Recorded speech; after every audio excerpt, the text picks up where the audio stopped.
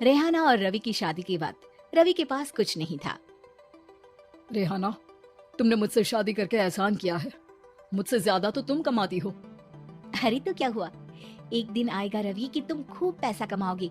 मुझे तुम पर पूरा विश्वास है। रवि और रेहाना खुद को स्टैंड करने के लिए पूरी मेहनत करते। रेहाना, मैं नौकरी नहीं करना चाहता हूँ। तो कोई बात नहीं, मैं नौकरी करके घर चलाती हूँ, तुम बिजनेस सेट करने की कोशिश करो।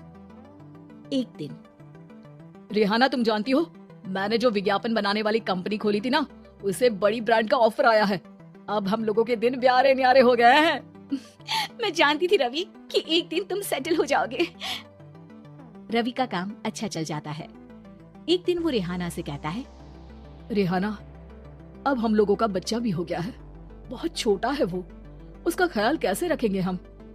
कैसे क्या, मैं गांव से माँ को लेकर आ जाती हूँ। नौकरी से हाफ डे ले लिया करूंगी। अभी तो वो छोटा है, स्कूल जाने तक मैं मैनेज कर लूंगी। देखो रेहाना, मैं अब अच्छा कमा रहा हूँ। तुमको नौकरी करके परेशान होने की कोई जरूरत नहीं है।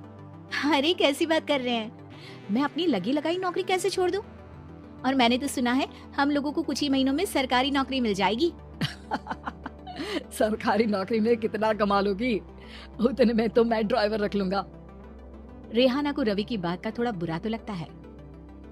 कम से कम मेरी नौकरी की इतनी बेइज्जती मत करो। भूल गए, इसी नौकरी के बदौलत तुमने अपना बिजनेस खड़ा किया है। अरे वो तो मैं किसी के भरोसे भी कर लेता। देखो, अपने बच्चे को संभालो, घर का काम करो। अब बाहर जाती तुम अच्छी नहीं लगती हो। रेहाना रवि के कहने पर नौकरी तो छोड़ देती है, लेकिन अब बड़े से घर में उसकी कीमत किसी नौकर से कम नहीं होती। एक दिन रवि का दोस्त आता है। भाभी, हम लोग तो आपको तब से जानते हैं जब से आप लोग शादी होकर इस शहर में आए थे। आपकी बदौलत ही सारा बिजनेस खड़ा हुआ है। ये किस्मत तो आप ही की है भाभी। हाँ हाँ भाई, हमारी मेहनत तो कुछ है ही नहीं। अरे होगी, लेकिन भाभी की किस्मत के आगे कुछ नहीं। दोस्त वहां से चला जाता है, लेकिन रवि का गुस्सा सातवें आसमान में होता है। देखा कैसे बोल रहा था? अरे बिल्कुल अच्छा आदमी नहीं है ये। कैसी बात कर रहे हैं आप? प्रशांत भैया तो बहुत अच्छे इंसान है रवि। कैसे उन्होंने हमारे मुश्किल वक्त में हमारा साथ दिया था। अरे था पैसा तो साथ दिया, नहीं तो कौन पूछता है? रवि का व्यवहार पैसा आते ही अलग हो गया। वो बंदे को बंदा नहीं समझता। घमंड से घिरे रवि ने तो एक दिन हद ही कर दी। रेहाना, मैं अब तुम्हारे साथ नहीं रह सकता हूँ। क्या क्या बकवास कर रहे हो रवि? क्या कहना चाहते हो? और क्यों नहीं रह सकते तुम मेरे साथ? देखो, मुझे कोई और पसंद है और उसने साथ रहने पर बस यही शर्त रखी है कि मुझे तुम्हें तलाक देना होगा। रेहाना, जो कि एक स्वावलंबी महिला थी, उसने बिना देर किए रवि को कह दिया, कोई इश्यू नहीं, मुझे पैकिंग में 4 दिन का वक्त लगेगा, लेकिन तब तक मैं तुम्हारे साथ नहीं रहूंगी। 4 दिन के लिए तुम कहीं और शिफ्ट हो जाओ, मैं घर से निकलूंगी तो बता दूंगी। रवि घर छोड़कर चला जाता है। रेहाना को दुख होता है, वो रोती है, लेकिन व्यवहार से स्ट्रांग रेहाना को पति के वापस आने का और उसे सबक सिखाने का पूरा भरोसा था। फिर एक दिन, अरे शुशिका, कब शादी करोगी तुम मुझसे? यार मैंने तो सोचा था तुम शादी से पहले मुझे विदेश लेकर जाओगे, महंगी कार दिलाओगे। अरे सब दिला दूंगा, लेकिन पहले मुझसे शादी तो कर लो। हाँ हाँ, क्यों नहीं। मैं कुछ दिनों के लिए अपने मम्मी पापा के पास जा रही हूँ और लोगों से अपनी शादी की बात करूंगी। अरे शुशिका, कैसे रहूंगा मैं तुम्हारे बिना? अब तो शादी होने वाली है हम लोगों की।